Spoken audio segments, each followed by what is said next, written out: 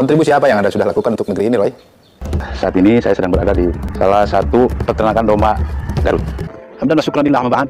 Sahabat-sahabatku yang baik hati dimanapun Anda berada, kali ini saya sedang berada di sebuah gunung. Tahu semua, dia punya data semua. Otomatis data yang gaib pun dia punya. Assalamualaikum warahmatullahi wabarakatuh. Sampurasun. Sahabat semuanya, hari ini saya ingin bersilaturahmi kepada salah seorang pengusaha, menyimak beberapa pernyataan dari Roh Baib. Alhamdulillah kali ini saya di Pondok Pesantren Unik Nusantara. Buat sahabatku, kali ini saya sedang berada di sebuah tajuk ya.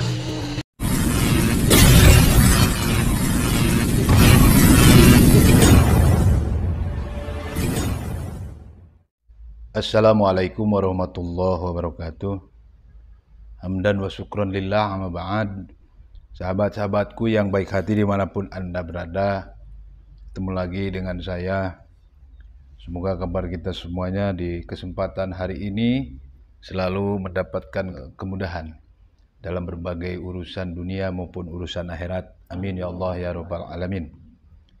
Sahabatku yang baik hati dimanapun Anda berada, kalau kita menyimak gerakan dan energiknya seorang wakil presiden, Mas Gibran, saya pikir Mas Gibran ini lebih daripada Pak Jokowi. Ternyata Pak Jokowi tidak ada apa-apanya. Kenapa tidak apa-apanya? Ya mungkin karena dulu selama menjabat sebagai presiden, beliau tidak berani memerintah kepada wakil presiden karena mungkin di situ wakil presidennya ya orang tua, terus kemudian alim, ya mungkin saja nggak berani Pak Jokowi memerintah, meninstruksikan atau apa saja sifatnya yang bisa supaya energik atau bisa aktif yang namanya wakil presiden. Mungkin di situ dulu beliau tidak pernah ada perintah kepada wakil presiden. Tapi sekarang yang kita lihat bersama bahwa istana wakil presiden itu sekarang sudah betul-betul aktif lagi, saudara. Seperti dulu kita terlihat sepi lah ya. Tapi sekarang luar biasa setelah kita lihat ada program lapor Mas Wapres di istana presiden, di istana wakil presiden begitu aktif, begitu sangat luar biasa sekali. Lapor Mas Wapres ini menghidupkan kembali istana presiden, mengembalikan kembali fungsi daripada istana presiden, wakil presiden yang selama ini kita tahu dan kita jarang melihat suasana di istananya wakil presiden. Tapi sekarang alhamdulillah, begitu Mas Wapres dilantik, nggak lama kemudian istana wakil presiden betul-betul sangatlah luar biasa. Banyak sekali dikunjungi oleh masyarakat, terutama masyarakat yang ingin mengadu tentang kejadian atau masalah-masalah yang di rumahnya atau di daerahnya. Jadi ya kita memahami juga bahwa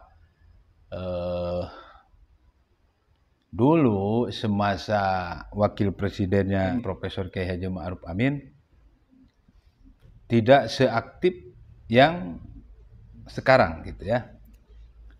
Dulu itu jarang sekali kita melihat aktivitas di wakil presiden, di istana wakil presiden. Tapi sekarang nggak sulit-sulit amat ya kalau mau menginjakkan kaki kita sebagai rakyat yang mempunyai istana wakil presiden. Dengan adanya gerakan lapor Mas Wapres, minimal kita bisa lihat dan masuk dan menikmati dan melihat-lihat yang namanya istana wakil presiden. Dan itu sangat bebas sekali. Saat ini diberikan kebebasan kepada seluruh masyarakat yang mempunyai pengaduan-pengaduan terhadap Mas Wapres. Dan ini salah satu kemajuan perubahan yang kita lihat bersama dari gerakan-gerakan Mas Wapres. Seperti itu, terlepas orang-orang yang mau nyinyir.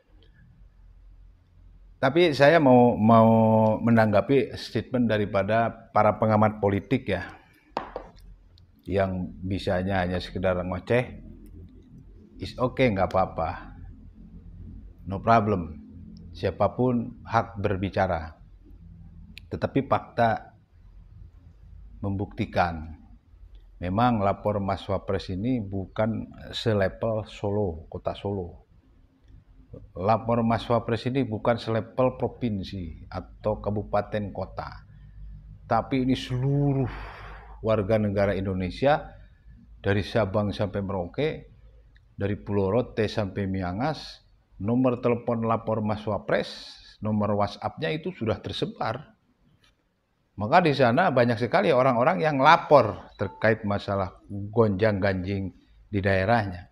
Konflik tentang tanah, konflik tentang nasab, konflik tentang cucu nabi palsu, konflik tentang sejarah yang dipalsukan, yang dibelokkan. Ini kata pengamat politik, apakah bisa tertampung apa enggak? Ya, sebodo amat mau ketampung mau enggak, yang penting kita sudah menyampaikan aspirasi lewat WhatsApp, lewat lapor Mas Wapres. Gitu aja, karena lapor ke daerah pun, lapor ke DPRD, lapor kemana-mana pun tidak ada yang menanggapi sampai hari ini. Terus sekarang ada ruang untuk lapor Mas Wapres, ya apa salahnya? Terlepas urusan direalisasi enggaknya ya bodo amat lah, yang penting kita sudah melaporin apa yang terjadi di daerah, gitu aja sudah dah.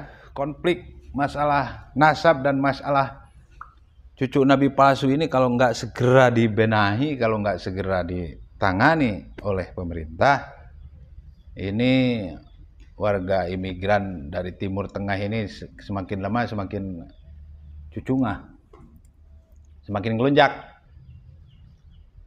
Apa ngelunjaknya? Jadi selamanya mereka menganggap warga negara Indonesia itu nggak ada apa-apanya. Mereka selamanya menganggap bahwa warga negara Indonesia itu kacung-kacung mereka, pembantu-pembunuh mereka. Kalau tidak diberesin hari ini, bagaimana nanti anak cucu kita? Ya otomatis sudah jadi gebabu mereka, naudzubillah. Maka dalam kesempatan ini, ayo ruang apa yang bisa kita jalani, yang bisa kita langkahi untuk melaporkan berbagai hal yang terjadi di daerah, seperti halnya ada yang ngaku-ngaku cucu nabi palsu, mungkin nggak ada salahnya kalau kita lapor kepada Mas Wapres.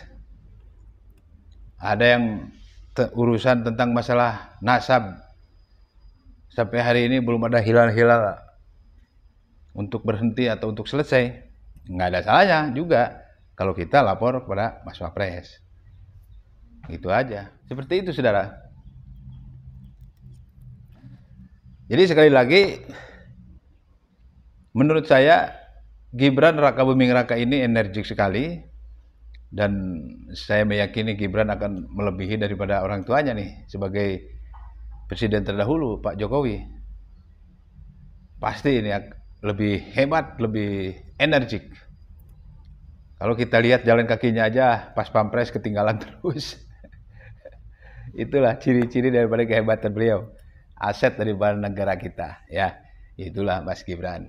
Maka kita semua, selamat kepada kita semua yang telah memilih Prabowo Gibran, kecuali yang tidak memilih sampai hari ini insya Allah akan terus menyimpan kebencian kepada Prabowo dan Gibran. Sampai dimanapun saya yakin kelompok orang yang sakit hati kalah kontestasi politik, maka sampai hari ini mereka tidak akan pernah bisa move on, mereka tidak akan pernah bisa lupa terhadap apa yang mereka alami kekalahannya.